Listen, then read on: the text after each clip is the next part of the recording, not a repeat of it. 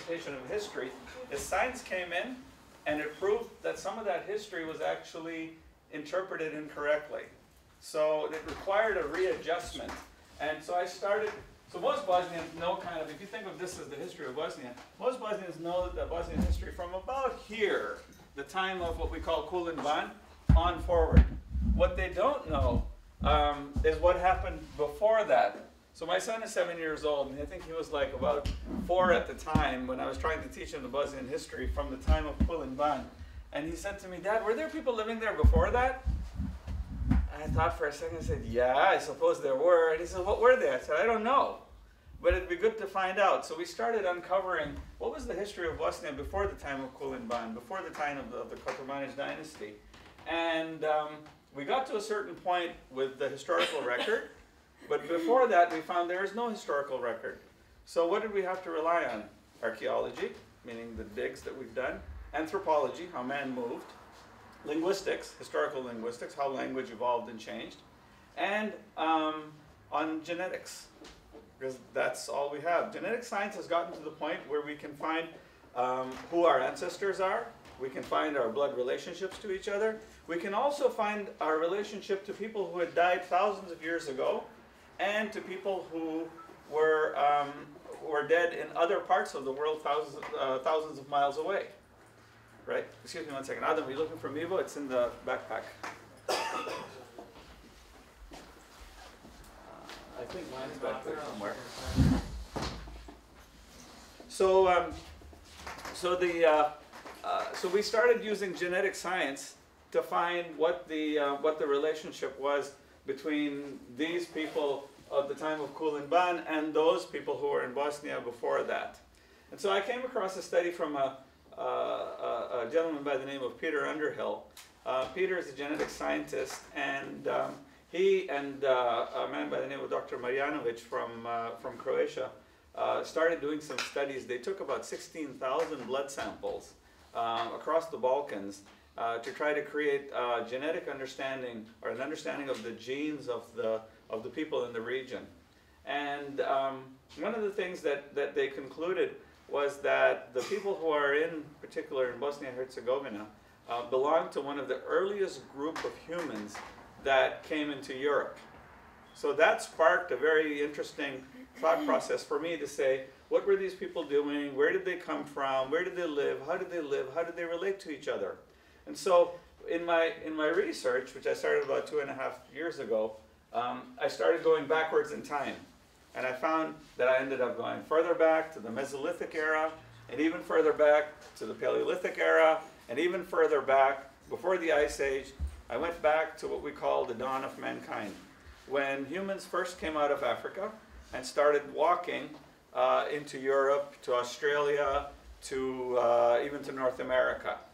Right? So what we found is about 45,000 years ago, this is going back to anthropology, mankind walked out of, modern man walked out of Africa, sort of around right after Neanderthal man came. And anatomically modern humans ended up moving into Europe. And there are two theories. One theory is proposed by Maria Gimbutas. She was a professor at University of California in Los Angeles, where I went to school. She theorized that man had walked into Europe from Africa through the Caucasus Mountains. Another anthropologist by the name of Colin Renfrew theorized that men actually walked from Africa through Anatolia, which is Turkey, into Europe. So that theory made me think that if that's the case, I wonder if they went through Bosnia and Herzegovina. But I couldn't find any evidence through archaeology that there were actually people going through Bosnia. So I went a little bit further, a little bit forward in time to say, what happened to those people that were in Europe? Where did they end up? Well, the first 3 civilizations in Europe we know are in the Czech Republic, in a place called Moravia. They're in Romania, in the Iron Gates. These are the oldest archaeological findings that we found of modern man, and in parts of northern Italy. But then the Ice Age came, right? 2/3 of Europe was frozen about 25,000 years ago. And we know that when that happened under ice and snow, all of the humans had to flee, right? And where did they go? When the Ice Age happens, what did they do? Sorry? Warmer places. Warmer places. How did they know where to go where it was warm? They followed the animals, right? Humans were hunters at the time, and so wherever the animals went, they went. And where did the animals go? Well, when the Ice Age happened, the animals were smart. They have this instinctive knowledge of direction. Some went east, and so a group of humans followed them. Another group went west, so a group followed them. And another smaller group went south. And that group that went south actually went to Bosnia-Herzegovina. They followed the lines of the Dinarske planine, what they call the Dinaric Alps, and they ended up in the temperate valleys of Bosnia-Herzegovina, where they found steppe forest and tundra. They found fresh water in the rivers of Bosnia, and they found a more temperate climate, and they found an abundance of animals, flora, fauna, conditions that were more conducive for a society than certainly they were in the northern frozen zones of tundra of Europe in the Ice Age. So those people that followed these, sorry. Yeah, we can actually step over there. So the study of those people is actually what this display is about. So we'll sit over there because I think we're getting crowded here. And Adam, did Akif show up with the projector? No. Yep, I'm right here. Okay, great. There you go. Ancestor of the modern Slavic languages that we see in much of Eastern Europe. This is one of the reasons why, if you speak Bosnian, you can, or Bosnian, Serbian, and Croatian that are relatively the same, you can actually communicate with Slavic-speaking people in Ukraine by using hand gestures and words that are almost similar. You can communicate with the Czech. You can communicate with the Slovaks. You can communicate even with Russians, even with people in Lithuania and Latvia, because all of these have this common Slavonic ancestry, the Slavonic background in the languages.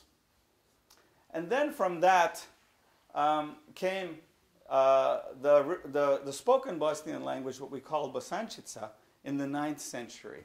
And over the next 200 years, that language developed into a written script that you're probably all very familiar with, the script of Bosančica. By the 11th century, Bosančica as a written script had been fully established and documented and understood by the academics and intellectuals. By the 14th century, the Croatians adopted Bosančica, but they renamed it. They called it the Croatian Cyrillic, or Hrvatski Ćirilica. Right? So this language becomes the root of a lot of these other languages in the region, and especially in the written script that we're starting to see form in the early 10th to 11th century. And about the time of the 10th century, a local Bosnian dynasty had started to come to power. For the first time in the history of Bosnia, do we see the native Bosnians taking charge of their own country. Up to that point, Bosnia had been ruled by Avars, by Bulgars, by other people, Romans and Illyri and so on. But for the first time, we see a man by the name of Stepan Tomašević being the first king under the Kotromanić dynasty, creating the kingdom of Bosnia-Herzegovina. In the Kotroman rule, Bosnia developed an identity for its people. One of the first indications we have of the Bosnian dynasty is from the time of the Kotromanić dynasty. They developed coinage. And you can see on the coin coming from the time of the Kotroman that there's actually a shield with a little lily on, the lily flag you see on my tie, came from that era. Kotroman had established that as being representative of the identity of the Bosnian people. In fact, Stepan Tomašević was a Catholic, was a Christian, and he said, I am a Catholic and I am Bosnian, ja sam Bosanac. Prior to Kotroman was the Šubić dynasty in Croatia. They ruled over Bosnia. Šubić said, ja sam Catholic, a ja sam Hrvat. He said, I'm a Catholic, but I'm Croatian. Okay? So the idea of being a Catholic and being a Bosnian at the same time was in existence back in the 10th century in the time of the Kotromanić dynasty. Right? At that time, if you were a Croatian, you were actually in Croatia. If you were a Serbian, you were actually in Serbia. But they didn't have this idea that a Serbian or an Orthodox would be in Bosnia and consider himself to be a Serb. These are modern-day constructs that have come about as a result of foreign influence and other influences Bosnia-Herzegovina.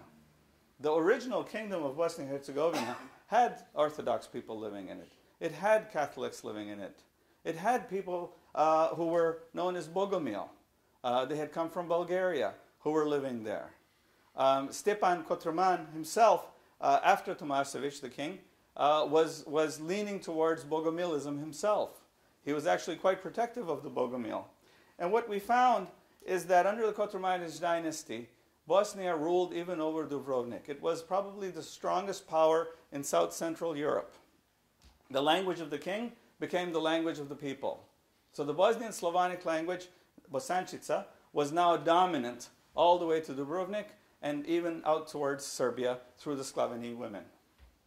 One of the questions that's asked is, when and where did Islam come to Bosnia? What we find is that most people say, well, it was the Ottomans who brought Islam to Bosnia.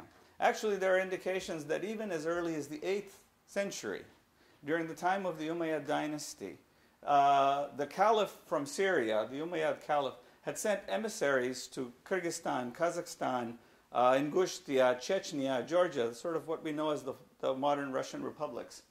And that these emissaries came to Bosnia and they brought with them this idea of monotheism, right? The idea that there is a single God. And when they arrived in Bosnia, this idea of monotheism was embraced or absorbed by the Bogomil, this sect of immigrants who had come to Bosnia, and even by the Bosnian king himself, that there is one God. When Rome heard about this, they considered that to be a heresy, because the Roman Catholic Church believed itself to be in the center of power of Christendom. And by not acceding or giving in to the power of the church, these Bogomil, through their embracement of monotheism, were in some ways denying the Trinity. They were in fact denying Rome's control over their ecclesiastical hierarchy, over the ownership of the church of Bogomil. And so the Pope sent emissaries to Bosnia to investigate. And the emissaries came back and said the Bogomil are outside of Christianity. So the Pope ended up declaring the Bogomil to be heretics. But because the kingdom of Bosnia was designed by Stepan Kotroman, Stepan Tomasevic, to protect its people, the king of Bosnia said, I'm going to protect the people, including the Bogomil.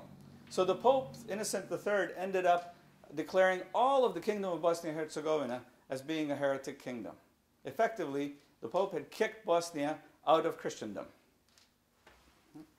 The next Pope who came, Pope Gregory IX, decided to send the Crusaders to fix the Bogomil problem once and for all. The Crusaders came to Bosnia. They massacred the Bogomil in massive numbers. They massively massacred the Bogomil. Many Bogomil ran to the mountains. They made monasteries in Hercegovina, in the Dinaric Alps. Some of them went to Anatolia. And those Bogomil who went to Anatolia actually converted to Islam under the influence of the Turkish people. 35 to 50 years later, they came back to Bosnia, and they brought with them the art of weaving rugs, what we call chilim today. They brought with them the art of hammering copper, the trade craftsmanship of hammering copper. Right, so the first converts to Islam in Bosnia were the Bogomil. They were the artisans who were weaving rugs and who were hammering copper.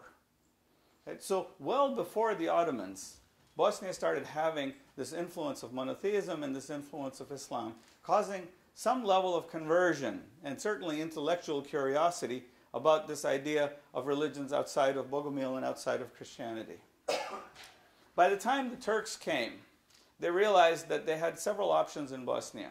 One was that they could occupy it, but then they saw the opportunity that Bosnians were actually being endeared to these ideas of monotheism, and that there were small groups of converts to Islam.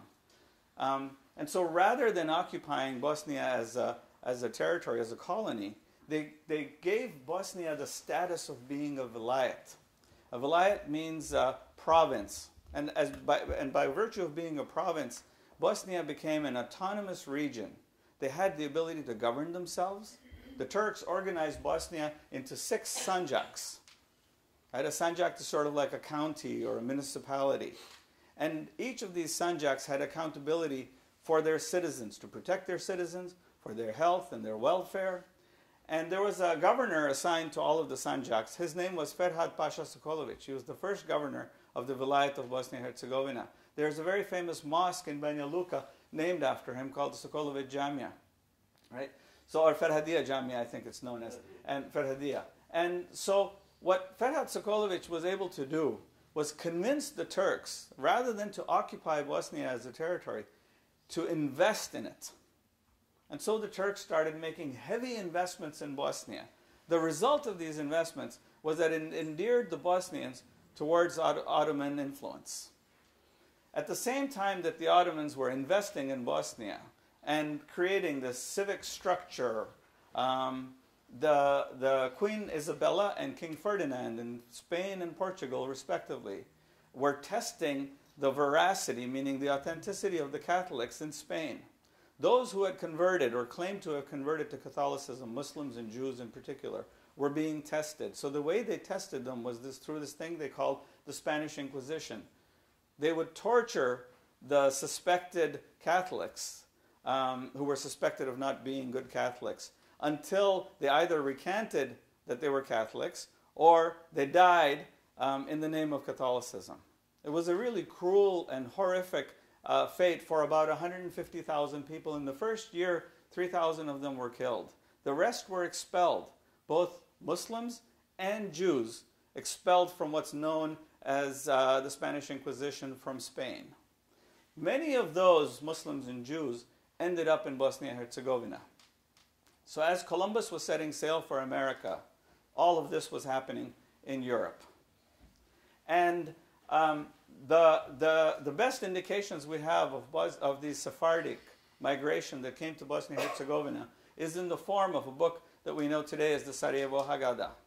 The Haggadah is a book, a traditional Jewish book. It's a religious scripture. It tells the story of the exodus of Moses from slavery and how he led the Jews to Mount Sinai, right, to their freedom.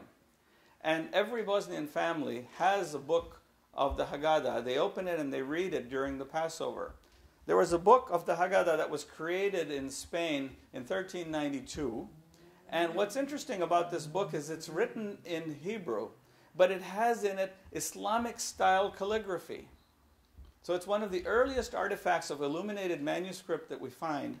And that illuminated manuscript actually shows how Jews and Muslims worked together to create this form of art and to create this form of religious calligraphy that has sustained itself even to this day. The Haggadah can be found in Sarajevo in the National Museum even today. The Haggadah has a very interesting story in that it was set to be destroyed in the Second World War.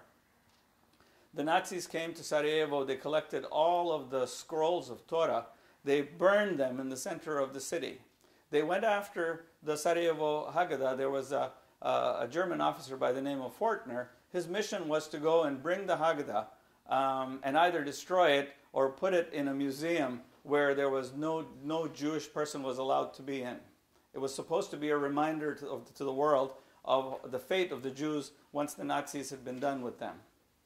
The colonel went to the National Museum where the Haggadah was sitting to collect it. But a man by the name of Dervish Korkut was the assistant director of the museum, took the Haggadah and he put it inside his coat. He covered it up and he stood in front of General Fortner. And his director said to Colonel Fortner, and said to Colonel Fortner when he asked for the book, said, "We don't have the book."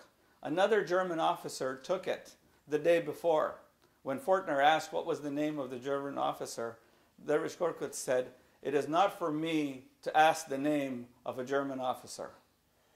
And then after that, Korkut took the book. He pretended that he was going to visit his sister in Visoko, and he drove to the top of a mountain called Trebević, just outside of Sarajevo. And near the top of that mountain, there is a mosque. He gave the Haggadah to an imam and said, "Please hide this book." The imam put the Haggadah in between Qurans, and it survived the Second World War as a result of that. So you see a long history of Jews and Muslims coming together in Bosnia-Herzegovina for some common good. The book, by the way, was also attacked in 1992, and the director of the museum at the time during the war was wise enough to take the book out of the National Library and actually put it in the basement of a bank vault where it survived. The library itself was subsequently bombed with incendiary grenades in 1990, in the 1992 war, and 1.5 million manuscripts were destroyed in that library. Among them, the richest collection of illuminated manuscripts in the Balkans and the richest collection of Hellenic artifacts and books and texts outside of Greece, destroyed in the war. So the Haggadah and the stories that it can tell us today are so rich, and they talk about not just the tradition of how Bosnia became sort of multicultural and multi-religious, but about the level of tolerance and the level of embracing that was taking place among these cultures and religion in Bosnia, to the point that they were protecting each other's artifacts. Right? The Ottomans themselves, when they were in Bosnia, after this migration of the Jews, the Sephardic Jews, invested in what we know as agro-commerce, which is commercial agriculture, cottage industries. They set up manufacturing, they set up schools, mosques, institutions. They brought the notion of banking. At the time of the Ottomans, you could write a check in Cairo, Egypt, and have it cashed at your bank in Istanbul. They didn't have iPhones to take pictures of the checks in those days, right? But they did have this ability to have this international banking system that they had set up. Those investments endeared the Bosnians to the point that Bosnia ended up absorbing Ottoman culture. In the 11 times that Bosnia was attacked and invaded, they never absorbed as much culture from anybody as they did from the Ottomans. They absorbed much of the language, some of the language I should say, much of the culture, the clothing, the dress, certainly religion and culture. A lot of it came from the time of the Ottomans, and it blended with the domestic or the native culture of the Bosnians that they had developed over thousands of years themselves. But as the Ottomans pushed into the rest of Europe, they found themselves facing more formidable enemies.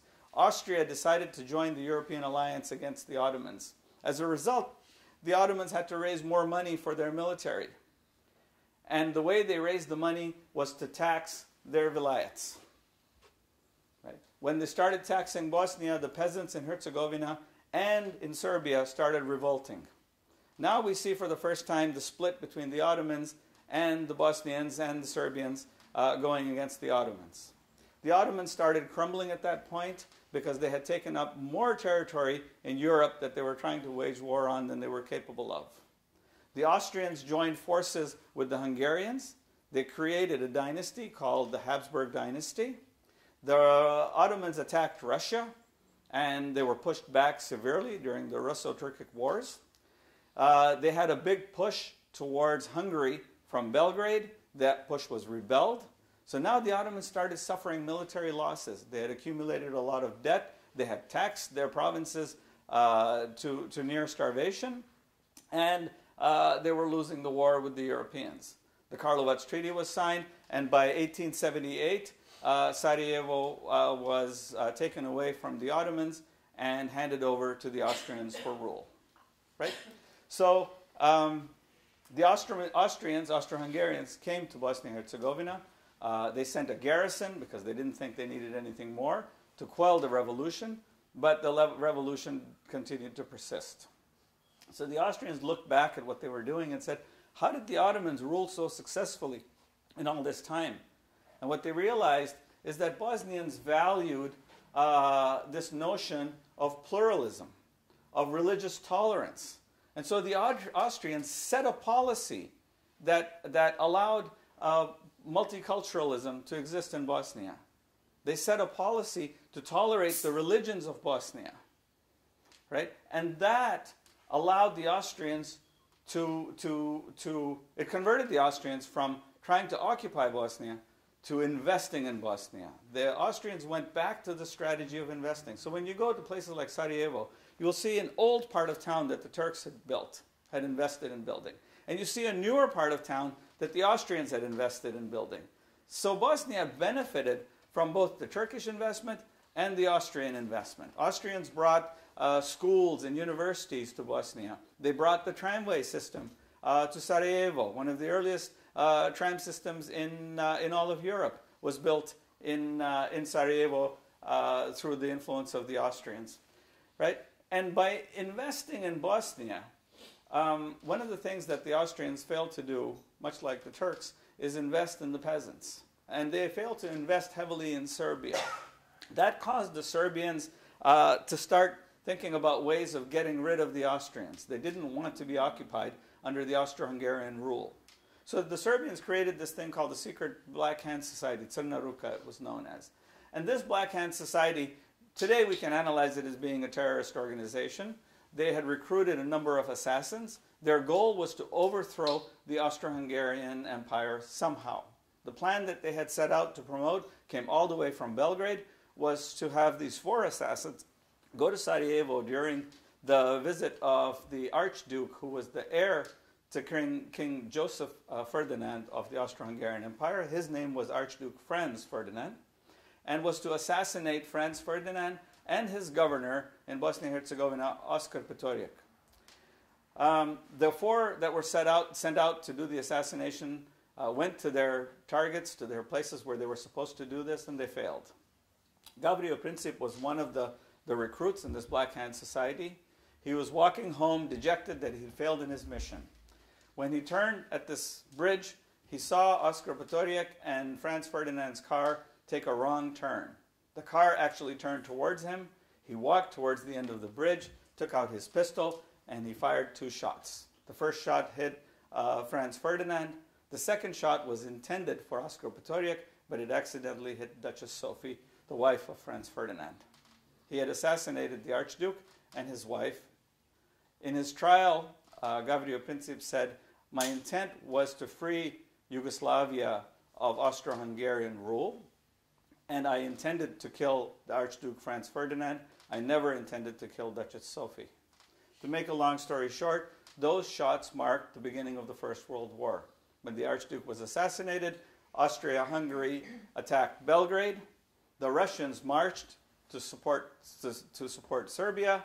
In the meantime, the Germans marched on Luxembourg and Belgium, and they threatened France. The United Kingdom got involved to protect France. The First World War was started. 16 million people were killed in that war, and at the end, Europe's economy was devastated. The German Republic was blamed for the devastation, and they were forced to make reparations. Some 20 years of reparations later, a man by the name of Adolf Hitler came to power in Germany. In 1937, he invaded Poland.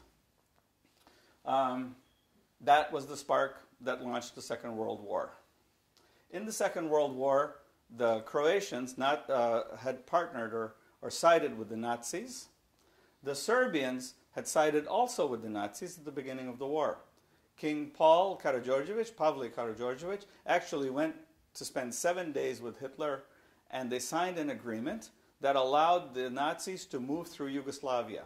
This is how the Germans were actually able to attack Greece in the Second World War.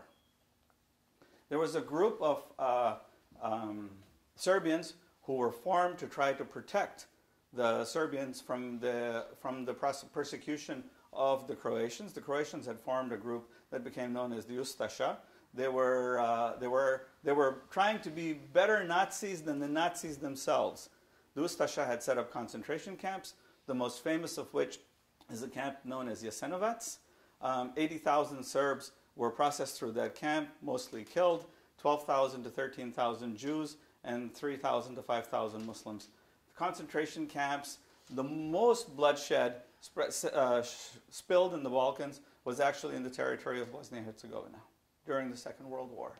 There was another group of people in Yugoslavia who were trying to protect the people of Yugoslavia, which was the group led by Josip Broz Tito. This group was known as the Partisans, and the Partisans went against the Ustaša, and they formed, I want to say, a sort of a relationship with the people of Bosnia and Herzegovina to create a protection for them also.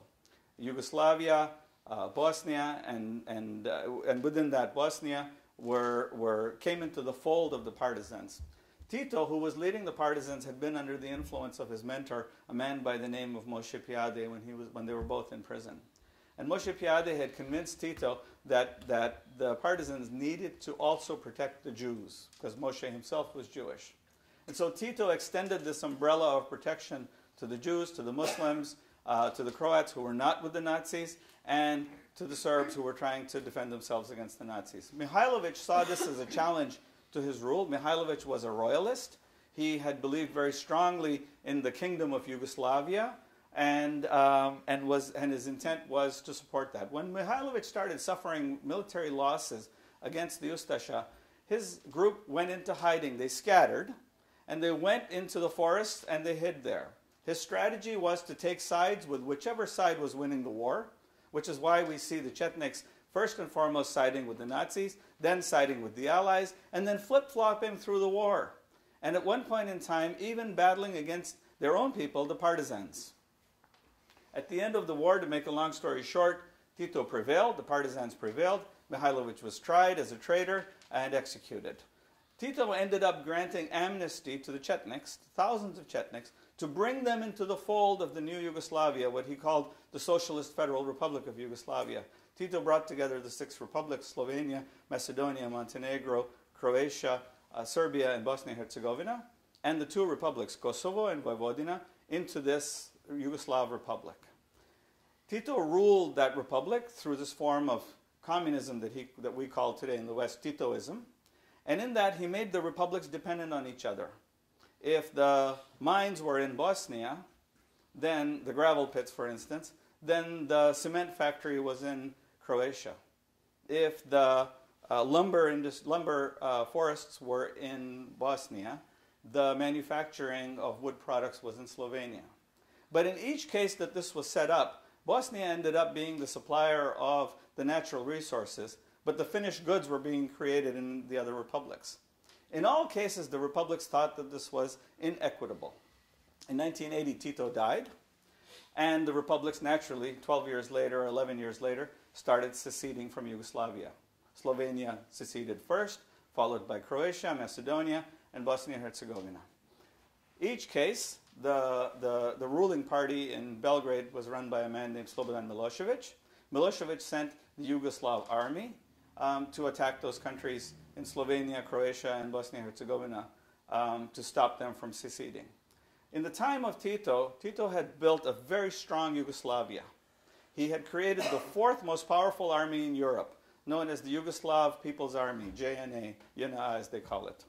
Now, to give you an idea of the strength of that, the most powerful army in Europe, without argument today, is that of the Russians, followed by the British and the French. And who was number 4? It was Yugoslavia.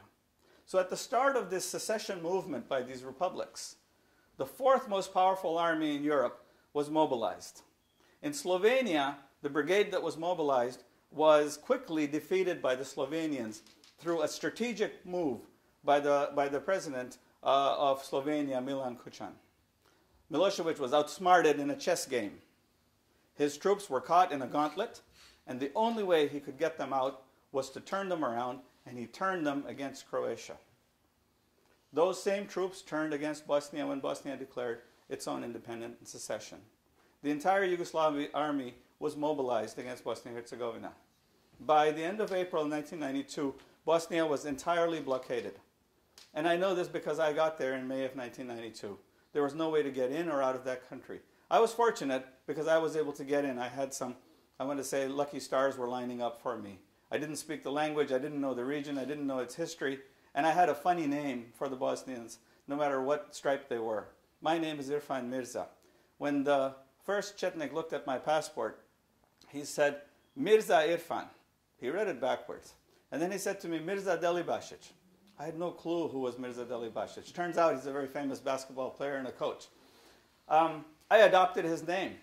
I became Mirza Delibasic because I thought this was humorous. He laughed at my name, so I figured this must be funny to everybody there. So I adopted that. When people said to me, what's your name? I said, my name is Mirza.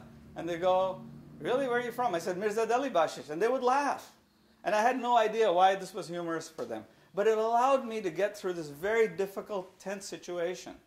And I was able to drive in and out of Sarajevo, in and out of places in Bosnia that other people weren't able to reach at the time.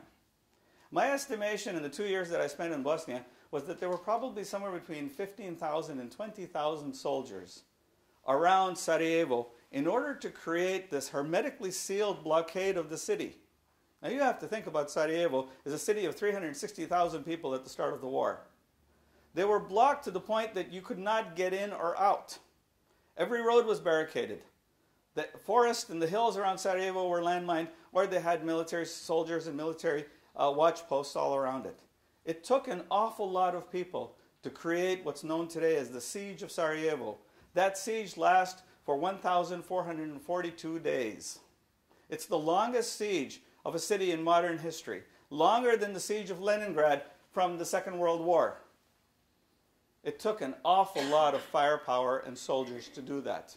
I remember there was a day in Sarajevo where 3,777 shells, counted by United Nations observers, landed in the city in one day. Now I can tell you today, with the exception of Russia, Britain, and France, there are no two European nations combined that could launch that kind of a barrage against a single city in Europe if their lives depended on it, if they wanted to. They do not have the firepower to do that kind of damage, as was done in one single day by the Yugoslav army. So now you start to ask some questions about this army that moved in. Why didn't Sarajevo capitulate? There were times when I was driving convoys to Sarajevo and United Nations observers would refuse to help me. And I said, look, I have to get in. I have a supply of perishable goods. I need your protection. I need you to lead my convoys. And the United Nations observers would come to me and they say, we have good news and bad news for you. Bad news is we're not going to accompany you. Good news is you don't need to be accompanied. I said, why? Is the war over? They said, no, Sarajevo is going to capitulate. Next week, we think Sarajevo is going to fall. And week after week, the United Nations prediction, official reports, was that Sarajevo was going to fall. And yet, week after week, we saw it not falling. So I went back and I thought to myself, what is it about these people that causes them not to capitulate to the fourth largest army sitting in the hills around them with howitzers, with mortar shells, with tanks, with weapons that the locals don't have? Right? So these questions continue to nag and bother me. Make a long story short, in 3 years, the Yugoslav army and Bosnia's extremist Serb forces had run massacre in Bosnia and Herzegovina. 100,000 people dead.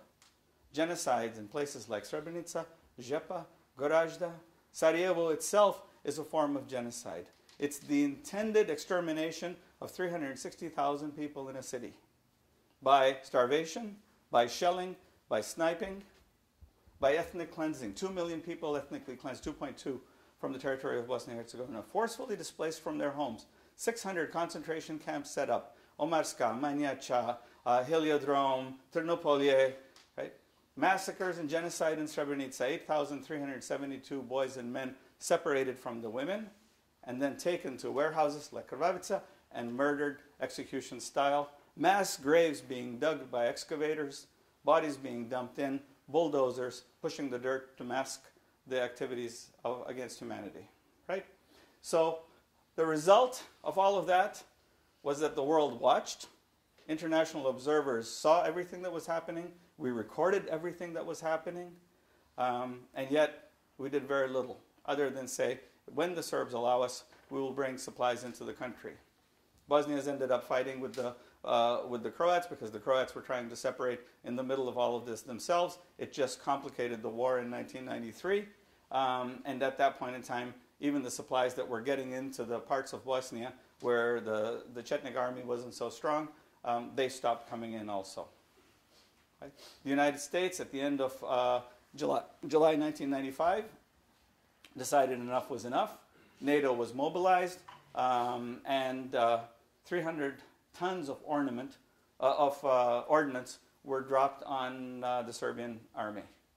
30 days of nonstop sorties, bombing, Tomahawk missiles were fired from the Adriatic Sea, and after that 30 days of intense NATO bombardment, the Serbian army, this fourth most powerful army, just moved back a few kilometers from the UN protected areas of Sarajevo, Žepa, Gorazde, and Srebrenica. Just a few kilometers after 300 tons of ordnance were dropped on them. You have to think about the power of that army that was brought to bear. Make a long story short, it was enough. The Tomahawk missiles finally convinced Milosevic to sign a peace deal. He was brought to Dayton, Ohio, and the Dayton agreements were negotiated initial there between Croatia's President Tudjman, Serbia's President Slobodan Milosevic, and Bosnia's President Alija Izetbegovic. Right? So this is how peace was brought to Bosnia. But the peace came at a price. The price was that Bosnia was ethnically divided into two big polarities. One entity known as Republika Srpska, and one entity known as the Federation. The idea of Dayton was to allow the Serbs enough autonomy within Bosnia so that they would feel that they are in control of their destiny, and yet to preserve the integrity and the territory of Bosnia and Herzegovina by creating a sort of a federalist system. The problem with all of that is that the country became ethnically polarized, with the extremist Serbs taking power in Republika Srpska, and then in the Federation leaving it for the rest of Bosnia, which included the Muslims, the Catholics or Croats, and Orthodox and Serb, all living within the Federation. Now imagine if after the Second World War, we had taken the region, say of southern Poland, where Auschwitz was, right? In Birkenau, Auschwitz, and Krakow, these were the towns in South Poland where the Auschwitz concentration camps were. Imagine if we had taken that region, and at the end of the Second World War, we gave that region autonomous power back to the Nazis, to, let's say, Rudolf Hess and Hans Frank. Hans Frank was the governor of Poland during from the Nazi regime during occupied Poland, and Rudolf Hess was the concentration camp commander of Auschwitz. Imagine if we had done that and then said to the Jews, well, you can go back to South Poland. It would be absurd. Yet that's what we did with Dayton. We turned over management and administration of Republika Srpska to the very same powers that committed the genocide. And then we said to the Bosnian Muslims, please go back to your towns.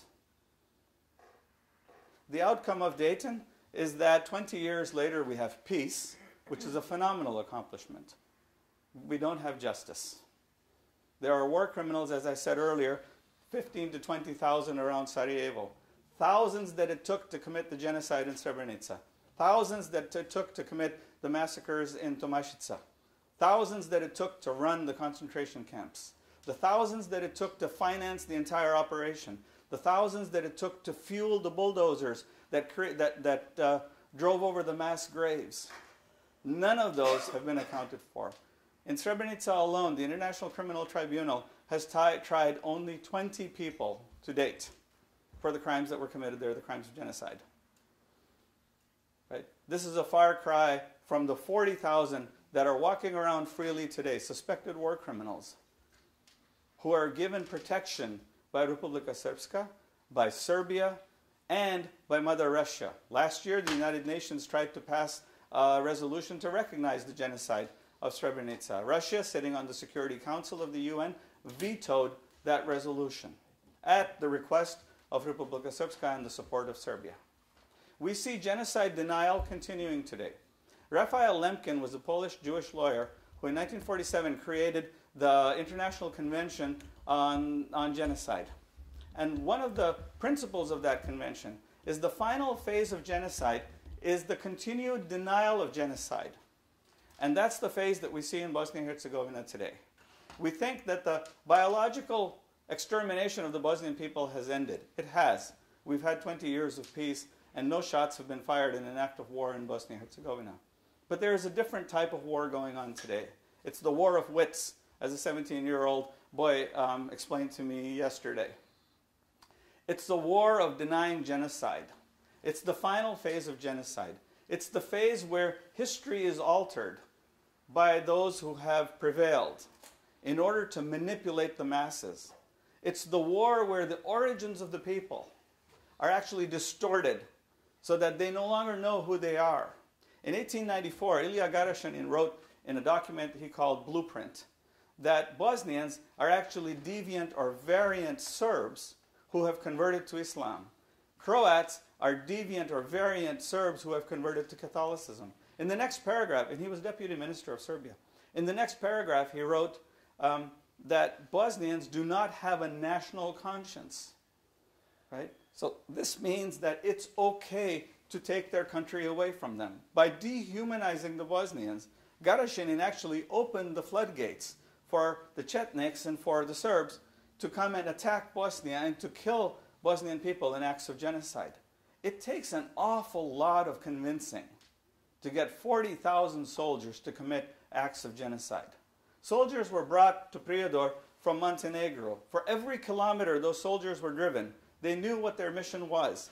They had an opportunity to rethink what they were about to go do. Right? Yet they chose to continue to go there. It took a lot more than an order from Belgrade to make this war into a genocidal war. That's where we are today. 40,000 criminals, suspected criminals, walking freely under the protection. But that's not what defines Bosnia. As I lectured in the Afton High School on Friday, and one of the things that I discovered there in the conversation with the students is that there's 45,000 years of Bosnian history, out of which 3 years are really, really, really bad. They are genocidally bad. They are a crime against humanity. What makes these 3 years worse is that not only are we trying to eliminate a group, an ethnic group from the face of the planet, we are actually trying to eliminate biologically one of the natives of Europe, one of the 3 remaining native groups in Europe. Imagine if we were to commit a genocide against the Cherokee people today in the United States. It would be more than a crime against humanity. It would be a crime against anthropology. It would be a crime against all of mankind. Eliminating the biodiversity of a native group of humans on the planet is the worst crime that you can commit. That is the crime that was committed from 1992 to 1995 in Bosnia and Herzegovina. My purpose in bringing you this collection of history, archaeology, anthropology, and genetic science, and diachronic linguistics is to share with you this. It is to say to you that Bosnians survived through all of this by having 3 tactics, 3 strategies that are very clear to us. The first one is they adapted. When the Ice Age came, they moved. When the ice melted, they created settlements. The second thing is they innovated. Wherever these people landed, they found ways to make homes. They found ways to create communal infrastructure, and their communities would work together. Right? They invented ways of surviving in different environments. And the third thing they did is they collaborated. They relied on each other. Okolište, Obre, Kočičeva, Stolac, Borevići, all of these towns collaborated with each other. That tells us now not just what the Bosnians did, but why they did that over the years. It has ensured the survival of this race from 45,000 years ago. 3 years of a genocidal war should not come in the way if the Bosnians stick to those 3 strategies. Adapt, which you've done in the United States. There are 350,000 Bosnians living in the US. There are 1 million Bosnians living outside of Bosnia as a result of this latest war. All of you have adapted. You're building wonderful success stories for yourselves. Doctors and engineers, academics, people who are contributing to society and community. And you're doing an amazing job. There are 70,000 Bosnians in St. Louis alone. Right? This is a very large group of people living in a single place. Right? So you have adapted and you've demonstrated you can adapt. You've mastered the language of the land that you have chosen to live in. Right? So now the question is, are you able to innovate? And the more important question is, are you able to rely on each other again? The war caused an awful lot of distrust. People in this town have come from different places in Bosnia. Are you able to collaborate? And what are the tools that you've developed in your communities that allow you to collaborate? They had a messaging system in the Mesolithic and Neolithic era where they would warn each other of attacks from foreigners. What's the equivalent of that today? What are you doing with your next generation to teach them to collaborate?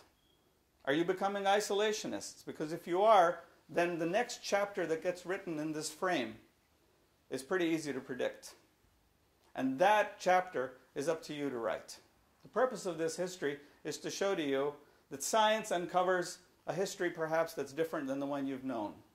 Certainly there are some interesting facts and trivia that you can take back and say, wow, we're not Slavic people, our name Bosnia came from the Indo-Europeans, and so on. But the more important message in all of this is, what are you going to do to write that next chapter? And I submit to you that the first generation of Bosnians who have come here have come through this motion of survival. But it's the next generation of Bosnians who are really going to write that chapter. I look forward to coming back 25 years, perhaps 30 years from now, if I live that long, to write that next chapter. And I'm hoping to write that next chapter as one of optimism, one of hope. Bosnia has a lot going for it. 20 years of peace, a diaspora that is endowed with wealth and entitlement. You have an opportunity to reclaim your history when it was taken away from you. You have an opportunity to re-identify who you are, to go back to the identity that was being created. Right? Your values have served you all of these years. And I think now the question is, what is it that you're going to do in your community to reclaim those values and to write the next chapter of your book? Thank you very much.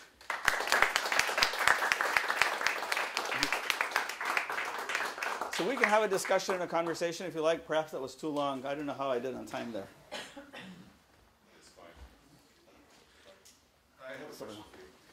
A meeting happened about, I guess, a month ago, and it was when the priest came to talk about Haggadah.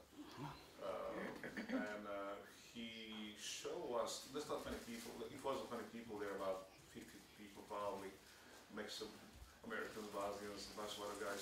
But he says, he showed us a copy of the Haggadah, how it looks. And he says that the water is about $700 million. But the way how he showed up the Haggadah, it's amazing. He just showed us, how that look, the way how they preserve everything, it's just absolutely amazing. And the way how they have pictures from thousands of years ago, and it's just amazing. So just to add on what we should do know this, because it is a copy of the Haggadah, what anybody can see and find on YouTube or on the social medias. Yeah, the Haggadah itself, the reason it was valued at $700 million is because the Smithsonian Institute wanted the Haggadah brought to the United States. And so one of the things that happens with artifacts as they're being brought from one country to the other is that they have to be insured. So the insured value of the Haggadah is priceless. It is one of the earliest illuminated manuscripts that exist today. All of the other manuscripts that were in the Oriental faculty in the National Library were burned in the war when the Viecnica, the library itself, was bombed with incendiary grenades. I was there that night, and I can tell you the things that happened was that they lobbed these bombs onto that building. And then when the firemen came to put out the fires, the snipers came out and they started. And I was watching this from the top of the Holiday Inn. I went to the roof and I started trying to videotape what was happening there at night. And the snipers were shooting at the firefighters, at the people trying to rescue and get the books out of the library. So this was adding insult upon injury. It's one thing that you have a stray grenade that lands someplace. It's another thing that you intentionally put incendiary grenades on a building, and then you start sniping and trying to kill the people who are trying to save the artifacts, the priceless artifacts from that. Right? So the Haggadah becomes more than just a book of the Jews. It actually becomes a symbol of the struggle of the Bosnian people to try to preserve their identity and their culture. Right? So in that sense, it is absolutely a priceless book. Questions, comments, more? I'm just fascinated. Intrigued? How long did it take you to compile this stuff? By the fact that all of this happens because one assassin turns a corner and his target is there, but he is missed before. Well, so the genocidal war, you can trace it back to the time of Gavrilo Princip and one assassin, but you can trace it back a lot farther too. There is this cultural notion of the Serbs themselves being extirpated or being moved out from the lands that they were living in, that brought them to the condition where they ended up hating pretty much everybody that was around them. That hatred over a period of time developed into culture and traditions.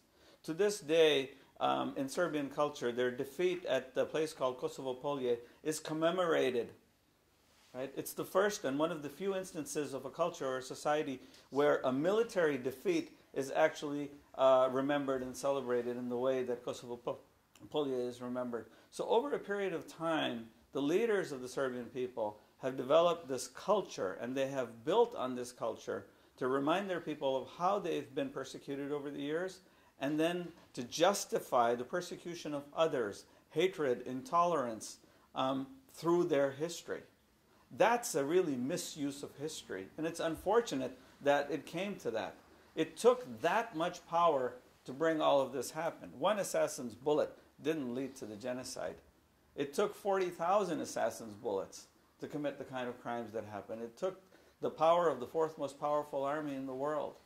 And it's unfortunate that when Yugoslavia dismantled, that the world didn't take better measures to dismantle that military power. And what's sad today is that the genocidal apparatus that existed in Yugoslavia in 1992 still exists today. Only 20 leaders from that genocidal apparatus have been convicted. The rest haven't. The financing that was supplied for this genocide is still intact.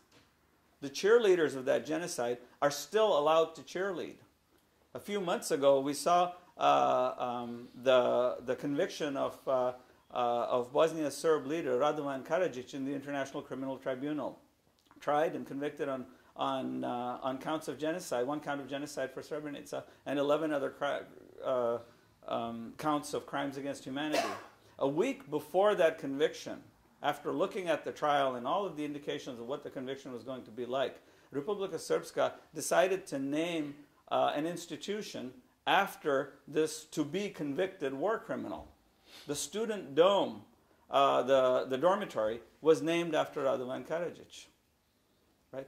Last week we saw Republika Srpska hold a referendum, an illegal referendum, that goes against the constitution of Bosnia and Herzegovina and against the constitutional court, the highest court in Bosnia and Herzegovina, to declare January 9th a holiday. The court had ruled that this was a discriminatory day.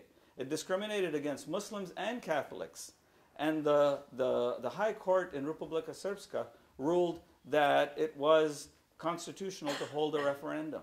So we see the judiciary in Bosnia being challenged in illegal ways and collapsing. That genocidal apparatus that allowed the parliament in Pale in the first place to declare a state of emergency and mobilize the troops, the Bosnian Serbian troops, and call the Yugoslav National Army, that apparatus today still exists. It hasn't been dismantled. Right? So until that apparatus is addressed in some way, Bosnia is going to be in this cryogenically frozen state. Bosnia today, in my opinion, is no further advanced than it was the day after the Dayton Accords were signed. In 20 years, I don't think we've seen the kind of social progress that we need to see in Bosnia and Herzegovina. And I don't think we will see it until we address the issue of this genocidal apparatus. The military bite has been taken away, but genocide is more than just a military attack. It is an attack on the economy, on the civil structure. It is an attack on the culture. It is an attack on the identity of the people. Right? All of that, the ethnic cleansing that was done, 2 million people displaced from their homes, they have not been returned. Reparations have not been made. Right? And until all of that is done, as Bosnia has returned to becoming a constitutional democracy that it was in 1992, in February 28th and March 1st, when it declared independence from Yugoslavia, until it's returned where one man has one vote, not one man having multiple votes, Bosnia is not going to see the kind of progress that we need for it to see. Right? But there are some positive sides to this. Bosnia is one step closer to membership in NATO. Recently, the Bosnian application for membership to the European Union was accepted. Right? But we continue to see, for every step that Bosnia takes forward, we see people like Aleksandar Vučić, the premier of Serbia, stepping up and continuing to support the January 9th holiday referendum in Bosnia-Herzegovina. We see Vuk Jeremić, he was standing to be the Secretary General of the United Nations, one of the leading candidates of that, supported by the Wall Street Journal, by the way, in the United States, playing a song that's commemorated the massacres at Srebrenica at the United Nations, for which the United Nations Secretary General Ban Ki-moon eventually had to issue an apology. Right? So the defiance in Serbia, in Republika Srpska, and in their superpower Russia continues to be there. Until that defiance is addressed, we have not addressed the apparatus that created the genocide. Right? So you had a question. Sorry. How long did it take you to compile all this? Oh my God. Well, the work in Bosnia has been going on for a long time. The history and piecing all of this together probably started about 2.5, maybe 3 years ago. And I didn't do it on my own. I have to say my wife, who's from Bosnia, actually did a tremendous job in supporting me in this, in doing the research, and in making sure that our family life continued while I was moonlighting and doing this project after hours. I was lucky enough to have the granddaughter of the former Yugoslavian president, Mirza-Bosnia, in my studio on radio about 7 years ago. And I do have a copy if you want, I can send to you. About an hour of conversation, and she actually talked about, she's in the head of a charity organization that try to bring the peace between young generations, Serbs, Catholics, Orthodox, whatever, Jewish, everybody from former Bosnian Yugoslavian Republic. But she's talking about 10 years between 1980, when Tito died, and 1990. You know, what the media does to prepare the Serbian people in Serbia for a war. Can you comment on that? I guess you have lots of information on that. Yeah, so from the time of Tito's death to the time of the start of the war, there had to have been several campaigns that were started. Now, the one thing that I have to say before we go to that is to describe during the war in Sarajevo, for example, and in all of Bosnia-Herzegovina, Serbs were as much victims of the blockade of Bosnia by the extremist Serb forces and by the JNA as the Bosnian Muslims were, as Bosnia's Catholics were, as the Jews were, as the Gypsies were, as every religion and ethnicity in Bosnia. Right? So it wasn't that only the Muslims were targeted. It was that anybody that was in favor of Bosnia, that was standing up for a multicultural nation of Bosnia, was targeted. This is no different than what happened in the Second World War. One of the things that we noted in our research is that over a period of time, what we found is that the genocides that have been committed have actually been copies of each other, and each one of them sort of builds on the previous one. The leaders learn from the activities of the previous criminals, and they improve on it. This is a process we called in engineering and science as the creation of a prototype, the creation of an archetype, and this is what the archetype is the type that goes to production. So imagine that I'm building a prototype of something of this bottle. I'll make it out of clay. I'll sort of model it. That becomes the prototype to prove that water can be saved in a bottle. But then later on, I will take this to mass production, and I will create an archetype out of it, the template out of which all the others are going to be created. The Holocaust was exactly that. It was the archetype. Right? But what Bosnia did is brought to the world this unfortunate new development called the future type. And the future type is the type that's an improvement over the previous one. In Nuremberg, we saw after the Second World War 160 Nazi war criminals brought to trial. Two of those trials talked about genocide. All of them were convicted within a relatively short period of time. And the testimony was about 1/100th of what it is for the 20 criminals that have been tried in the ICTY. And you ask yourself, why is that the case? Well, the reason that's the case is because when the Serbs, these extremist Serbs, were committing these atrocities, they did two things. One, they committed them against other Serbs, so it was not as easy to identify who were the bad guys and who were the good guys. The second thing that they did is they hid their motive. It was disguised. And then the third thing that happened, and this is the most important development, they learned from the mistakes of the Nazis. And they corrected those mistakes. Rather than giving written orders, they gave verbal orders. They gave orders over the telephone. They used signals that are implicit, not explicit, in ordering massacres. So it's become very much more difficult to bring those same people to trial and to bring the kind of evidence that the world is used to bringing.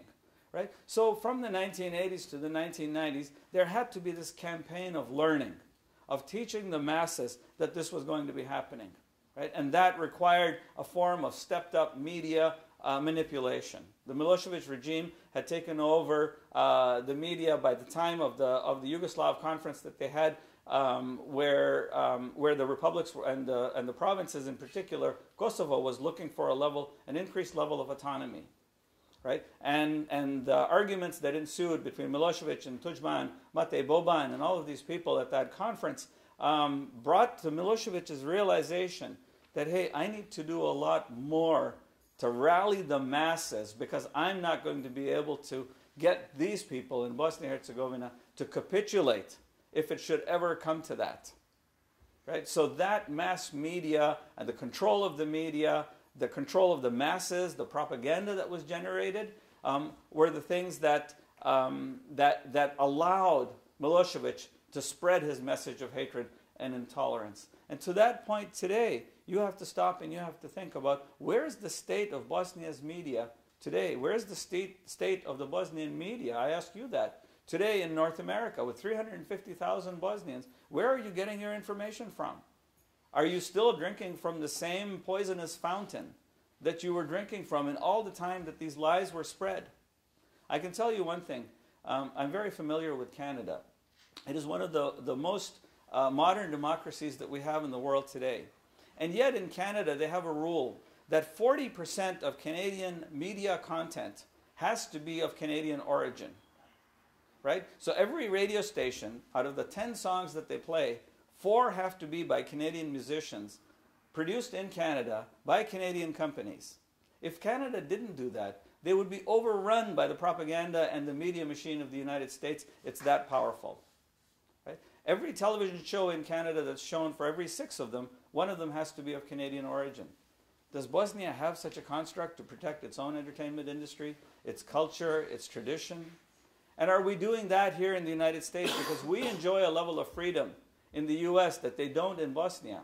In Bosnia, it's easy to explain why we don't have those rules, because the two entities can't get along. The way the government is structured doesn't allow for these kinds of laws to be passed.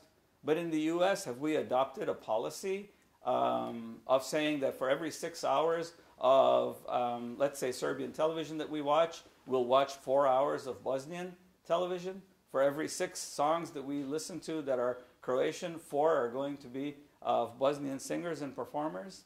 Because if we're not doing that, then we're playing right back into the hands of the media and the way that it was manipulated, and this manipulation was created from 1980 to 1992. Thank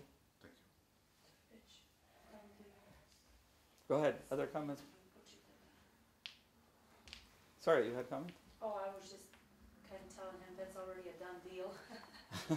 Everybody's watching Pink and Grand Show and everything all day long. Well, they say if you wanna really destroy the enemy, try to raise their kids. Try to teach them the quality of life and everything else. So that's what they're doing right now with those TVs. We watch TV through the IPTV, and all what you can see is those competitions, singing, and people come from all around, and everything comes from the Belgrade.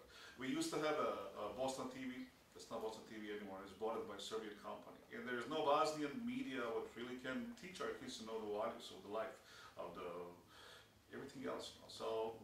So they say history repeats itself, right? And we see the Avar and the Sklaveni. How the Sklaveni women, when they learned the Bosnian language, after the Avars went to fight their wars, the women raised their children and they taught them what they knew.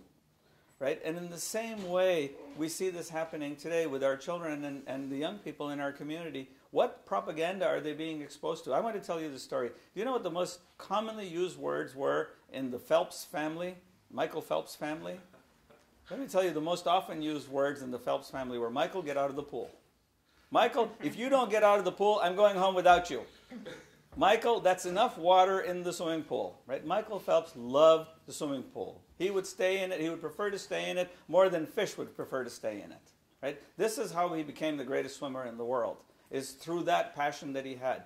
What are the most common words you're using with your children? It's a really important question to ask. Are you saying get off the video game? Because if you are, it's a very good indication that your child is going to be the world's champion video game player. If you're saying to your child, stop reading a book, chances are your eyes are going to get burned because you're reading in the dark and so on. Chances are your child is going to become an academic. Right? So whatever it is that your children have a passion for, if you're not fueling and managing that passion in the right way, like Michael Phelps' family managed it, you're going to end up having an outcome that perhaps you didn't predict. Right? And so the same thing goes to what your children are being exposed to. I have absolutely nothing against Serbian television, nothing against American media, nothing against any culture that's trying to establish itself. All I'm proposing is that each one of us has a set of values that we adhere to. We have a culture that endear us to that culture, that bring us closer to it. All I'm saying is, what are you doing? What investments are you making as a community to protect that culture? Right? This question you have to ask yourself. I have to say to the Bosnian people who are here in the audience, you've done an amazing job in 20 years of being in America. You have grown amazing sense of community and belonging, and the contributions you've made to society here in America are phenomenal. You've established your communities and your religious institutions, and you have folklore. My children are part of folklore, and they love folklore. You have your traditional singing, Sevdalinke and Elahiye, and all of these. My children enjoy doing all of that also. I want to ask you, what investment have you made, other than in the culture and tradition, to ensure that your children learn about the history of Bosnia and Herzegovina? Right? I know you've made a lot of investments in your community centers and your institutions, and your religious institutions in particular. What investments have you made to ensure that the curriculum of what they're learning about the Bosnian War is being told through some accurate, objective lens? From 1993 till about 2007, the most influential representative of the interests of Bosnia and Herzegovina in the United States was a man by the name of Obrad Kesic. Obrad was an advisor to the U.S. Institute of Peace, which is an organization that's created by the U.S. Congress to advise the U.S. Congress on international matters. Obrad Kesic was one of the most influential people in the U.S. Institute of Peace. And he represented the interests of Bosnia and Herzegovina. Today, or 2 years ago, Obrad Kesic was actually the representative of the Serbian lobby, Republika Srpska lobby in Washington, D.C. What kind of people do you have representing your interests?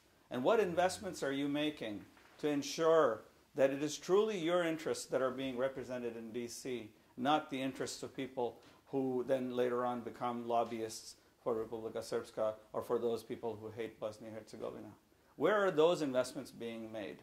I know they're not being made in folklore. When I send my son to folklore, I can tell you he will probably become the best folklore dancer in the world. But where are we going to get the Harvard graduate, the Yale graduate, the graduate from the top universities in the United States or anywhere in the world to represent the interests of Bosnia and Herzegovina? Yes, our children are going to become medical doctors and engineers, and they're going to do really well. Where are those people going to come from that represent the interests of the Bosnian community? If you don't do it, and if it's not from your children, I can guarantee it will be from somebody else's children. I can guarantee if it's not your interest, it's going to be the interest of somebody else that's going to be served. That's what this is about. Our mission, my mission in particular here, is to open your eyes, to raise some awareness to this fact, that the investments you're making today are the investments that will pay off tomorrow. If you're investing in a video game, I'm telling you, your child is going to be able to take down more aliens than anybody else on the planet, just like Michael Phelps can swim faster than anybody else on the planet. If you're putting your child in folklore, I congratulate you. It's a very important thing to preserve your dance and your culture and your music. But your child is going to be the best folklore dancer in the world. He's not going to be the United Nations Secretary General. When and where are you creating a platform that allows your children from a very early age, from the time they're 4 years old, to practice public speaking? I can speak well because I've practiced it my entire life. My community, my family, my neighbors have given me the opportunity to be able to learn to speak this over years of giving me the microphone, over years of watching me make bad mistakes and then helping me correct myself. When and where are you giving that opportunity to the Bosnians, to the young Bosnians who are here? What investments have you made to make sure that they network with each other, that they collaborate, that they come to events like this to become aware of what's happening? Right? These are questions you need to ask yourself. I'm just posing them to you as food for thought. And I don't need the answers from you. What I would prefer is that you have this discussion with yourselves and you ask and answer these questions. And more importantly, you take concrete actions to address them, to say, here are the investments we are making of our time, our money, our resources, our infrastructure, our media, all of the capacities that we have. We have an ability in the United States to think freely that we don't have in Prijedor.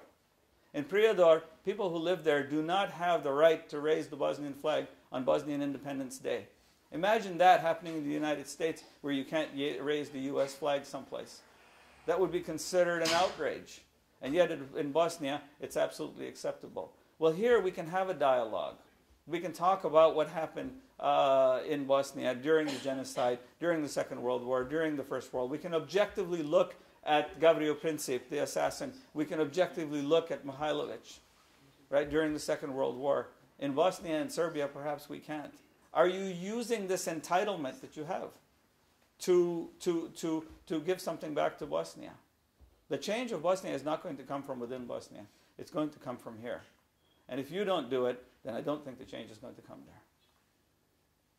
More comments, questions? A možete pričati na bosanski isto?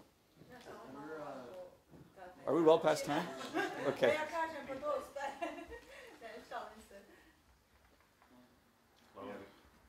Okay, well, thank you very much, everybody. We'll stay around for a few minutes. Thanks for coming. I really appreciate it. And thank you for tolerating my rants and raves here. Hvala vam. Hvala ti. Ovo danas što smo čuli je definitivno najbolje što sam ja čuo 20 godina, 25 posljednjih godina u Americi. Ali budite ljubazni, predstavite nam se i recite ko su stasni, gdje radite, malo istoriju o ovoma. Ovo predavanje danas je bilo oh my god. Mirza, izvoli. Dobro, evo ja sam Irfan Mirza, porijeklom sam iz Indije. Došao sam ovdje na zapadu kad sam bio malo dijete. Radim trenutno u Microsoftu, ja sam software architect. Radim na ovaj Microsoft Research za ovaj Global Health Program i čitava infrastruktura i ekosistem za podatka za Global Health i nadam se da će dobiti rezultati od taj programa za par godina. To je veliki projekat što Microsoft je počeo i to. A preko vrijeme, poslije radnog vrijeme, koristim taj vrijeme da istraživa research na Bosna i Hercegovina, pogotovo historiji Bosna i Hercegovina. Ja sam bio u ratu od 1992. do 1994. u Sarajevu, u Bosni i Hercegovini, okolina Bosne i Hercegovine i dosta imam iskustvo od taj period. Vidio sam kroz taj rat šta je bilo, kako je bilo, kome šta je radio i zbog toga imam neke želje da prenesem poruke od taj vrijeme, pogotovo genocid šta je bilo u Bosni i Hercegovini i evo, da ljudi znaju kako će biti rezultati od diskriminacija, netolerancija, od mržnje i tako je to rat došla. I sad sam spojio čitav historiju Bosne i Hercegovine nazad 45.000 godina da bi mi znali porijeklom bosanski narod i da ispravim nekoliko grešaka što su bili na naše razumjenje historije. Knjiga dolazi? Knjiga dolazi, ima dva knjige, ima jedan The History of Bosnia and Herzegovina od Halton Creek Publishing, to će biti, nadam se, do kraja ovog mjeseca na Amazon.com. Ima druga knjiga, to je udžbenik za fakultet i to je na Senior Level College Class, A Framework to Understand the Bosnian Genocide. Oba dva knjige su na engleskom trenutku, ali nadam se da će makar jedan ili dva biti prevođene na bosanskom skoro. Dobro, ali sve će se biti u stanju naći na internetu, dakle na Amazonu. Možete naći na internet Amazon.com, to je The History of Bosnia and Herzegovina. Samo tražite moje ime i prezime, Irfan Mirza, i vi ćete naći. Ja, baš mi je drago da se mogu učestvovati ovdje i meni je tako drago da vi ste uzeli vremena da provedete sa nama. Ja se zove Sabina Šutković, porijekla sam iz Donjeg Vakfa, Srednja Bosna. Protjerana sam iz Bosne za vrijeme kampanje na bosanski genocid i tako da sam bila neko vrijeme izbjeglica i onda sam došla u Ameriku i tu sam trenutno gdje i radim. završila sam kompjuter inženjerstvo u jednom vrlo dobrom fakultetu u Seattlu i tu sam počela da radim za jednog giganta koga vrlo je poznat Microsoft. Od 2003. sam počela raditi i tu sam radila na različitim projektima kao inženjer prvo, a sada radim kao program manager.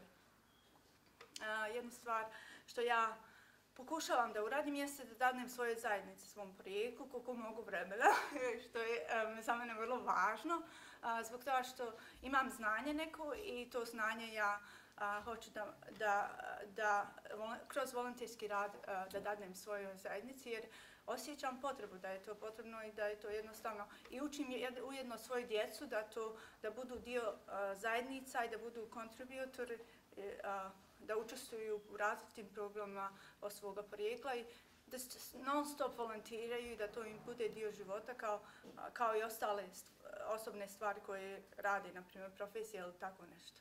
Vas dvoje imate kuću gdje živite blizu Washingtona, tako? U Washingtonu. I tamo se svašta nešto dešava. Možete nam reći, molim te, obično ljudi kada pričaju o mladim stručnjacima iz prve generacije Bosanaca i Hercegovaca, pričaju šta su završili, ali vi ste otišli jedan korak, u stvari mnogo više koraka dalje nego bilo ko drugi.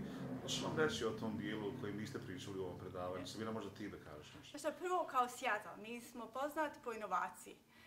To je znači izumljenje, različita izumljenja, po dobroj kafi. Starbucks je naš headquarter. Tako uz dobru kafu mi radimo različite projekte. Sve bolje s kafom. Ja, odmah je bolje s kafom. Različite projekte. I tako je postalo spontano te ideje. Na primjer, ja sam vrlo ta osoba koja vjeruje ako ti se nešto ispred tebe pruži, znaš da to zagrliš i pomogneš. Ja sam tako počela da radim na bosanskom genocidu jer sam vidjela mlade da žele to. I ja sam pomislila pa kako ja da ne pristanem toj grupi da im ne pomognem. I tu sam ja počela raditi sa njima aktivno, gdje smo mi počeli raditi na tom pitanju i kroz to pitanje sam ulazila u različite volonterske teme. Ali najvažnije mi je da radim sa omladinom. To mi je strašno važno zbog toga što naša omladina nije baš toliko, ne dajemo joj pažnju, a ima toliko potencijala. Naprimjer, meni je super idealno kad vidim naše inženjere, naše doktore, naše profesionalce, sociologe i ne znam što da završi, ali ako ne daju svojoj zajednici, ne daju nazad svom porijeklu, meni je to malo teško da vidim, iskreno rečeno, a vidim da ima želja i da vidim da ima načina da se to, ako ne ide ovim jednim načinom, mi u softveru znamo da ima drugi načina da me prodobiju, pa je li kafa, pa je li kolačić, ne znam šta, ili je jedna uzorna besida, kao i naše druženje koje je vrlo dio našeg socijalnog društva, mi nađemo načina da uradimo neki projekat koristan za naše društvo. I tako mi imamo različitih projekata. Vi ćete mene vidjeti da radim sa omladinom na različitim projektima. Nije samo o bosanskom genocidu, dok ja sam vrlo, vrlo passionate o bosanskom genocidu, jer ja mislim da naš narod mora razumjeti šta je značenje toga i zbog čega je to nama se sve desilo, da bi bili jači da idemo dalje. Također mi je važno da ova omladina se susreće i da izmjenjuju mišljenja i da rade na tim društvenim projektima, s tim da znaju svoje porijeklo i da su predstave vrlo samopouzdani, da su vrlo ponosni na tu našu bogatu historiju, na tu našu bogatu tradiciju i da time oni idu i predstavljaju naš narod. Naprimjer, za mene je toliko teško me vidjeti kad vidim dijete koje ima toliko potencijala, a nije upotrebljeno. Ja to radim ne samo ovdje u Bosansku, ja idem tamo i pomažem svojim u mojoj kompaniji da tražimo studente, inženjere koji po najboljim fakultetima ili učestvuju u tim različitim sekcijama, da mi nađemo taj talent. Ja sam jedno vrijeme formirala timove sa mladim ljudima u našoj kompaniji. Bila sam non stop jedna od osoba koja intervjuše, tehnički sam davala intervjue tim našim mladima ili kandidatima koji su dolazili sa različitih univerziteta u Microsoft iz cijele Amerike ili iz cijelog svijeta. Tako da je meni vrlo važno da ja, na primjer, kad ja vidim passion, kad vidim ljubav prema našoj tradiciji, kad vidim dijete koje ima toliko potencijala, da ga uključim u neku projekat i da mu dokažem da on tim svojim radom će da obogati svoje znanje i da on obogati svoju rezumi, iskreno rečeno, jer, na primjer, ja sam toliko, evo sad imali smo jednu studentkinju koja završava advokaturu i jedna od najmlađih studenata, ja volim da pričam o njoj zbog toga što je jedna fenomenalna primjer, jedna od najmlađih studenata na tom fakultetu. Bosanka je porijeklom i ona je na svom rezume napisala da radi za organizaciju Voices of Bosnian Genocide. Također je napisala da radi na Sevdahu, na jednoj grupi koju mi imamo folklor. I ti ljudi, kaže ona meni na intervju da su toliko bili zainteresovani na te aktivnosti, čak više nego na njezinu advokatursku struku. Ja kažem, upotrijebite, radite na različitim projektima public speaking, mi se svi bojimo public speaking, ali ja ne volim baš public speaking, ali jednu stvar što znam da kroz praksu mi postanemo bolji. Ja hoću da vidim sutra u Ujedinjenim nacijama Bosanci, ja hoću da vidim u Washington DC Bosanci, ja hoću da vidim ljude koji predstavljaju moj narod, to su sljedeća generacija i da ta generacija u duhu vodi svoju tradiciju, kulturu i svoj identitet. To je za mene vrlo važno, tako da ja sam non stop, moji vikendi su non stop prepuni i prelijepi. U mene u kući ima puno omladine i kroz moju kuću prolazi puno omladine. Mi imamo jedan, zove se kroz mog muža rad, jedan program smo uradili, Emerging Leadership Workshop, koji je Anes Begović nam bio... Asmir Begović, koji nas uopšte nije znao, ali on nama dao podršku da uradimo taj projekat. I kroz taj projekat gdje smo mi učili mlade generacije kako da postanu lideri i šta je to razlika između lidera i menadžera i šta sve u to ulazi. I to je jedan research istraživanje urađeno s mog muža strane, ali ja sam bila tu facilitator, osoba koja je pomagala i 100 djece je prošlo kroz to. Mogu ti reći da djeca koje smo dilili i koje smo pomogli, imali te vježbe sa njima, da sam vidjela višu samopouzdanost, da su vidjeli da je ok, znaš, da ako ne uradiš sve perfektno. Oni misle sada ako ti izađeš sve to mora biti perfektno, ne mora. Svaka uči na svojim greškama i što više znamo jedno međusobno, ako imamo greški, onda, znaš, ja možda pomognemo. I timski rad je vrlo važan, tako timski rad je nešto što ja i učim kroz to sve projekte, tako da je, to je meni, za mene to, ja ujedno i učim uz to. Kako vas neko ko je zainteresovan da razgovara sa vama može naći? Kako da vas kontaktira? Da li postoji web stranica, e-mail, broj telefona ili nešto što god da bi vas mlad narod koji se interesuje za saradnju, za linkovanje, za priču sa vama, jednostavno za savjete recimo, za bilo što drugo može naći? Dobro, par stvari. Prvo, imamo mi na Facebook, to je najpopularna Facebook stranica, možete vići na www.facebook.com i tražite vi VOBG Seattle, to je VOBG Seattle, i kroz tome ćemo naći naša Facebook stranica. Imaju web stranica www.vobg.com, vobg.com, to je V kao engleski V, not W, but V, vobg.com, .org, izvini, možete vi tamo naći naša web stranica. A ja sam na Facebook, slobodno možete vi friendovat i imam već na LinkedIn, najviše ima preko, ne znam, ja možda 1000-2000 followersa, a možete mi pratiti. Ja stalno pišem articles, professional articles na leadership, na political analysis i tako. Prije izbor ja sam počeo leadership analysis od naše kandidate, Donald Trump i Bernie Sanders. Nisam završio Hillary Clintonova, ali eto, nadam se da će i to pisati skoro. Možete vi to gledati, ima u tome isto za software, neki articles i tako. To su sve na profesionalno nivo. Možete mi pratiti na LinkedIn i čim budete vi started to follow me on LinkedIn, vi ćete dobiti moj followers sa vama i to je velika isto Sabina, obadva na LinkedIn i možete mi naći na Facebook. To su najbolji načini. Bože moj dragi, interesuje me samo za 10-15 godina šta će raditi ovi indijsko-bosanski ili bosansko-indijski geni sa vašom djecom dok će ih dotirati. Hvala vam najljepše za sve ovo. Hvala vam srca. Ovo je najbolje predavanje koje sam ja vidio u posljednjih 25 godina. Hvala vam lijepo. Hvala. Hvala Sabina.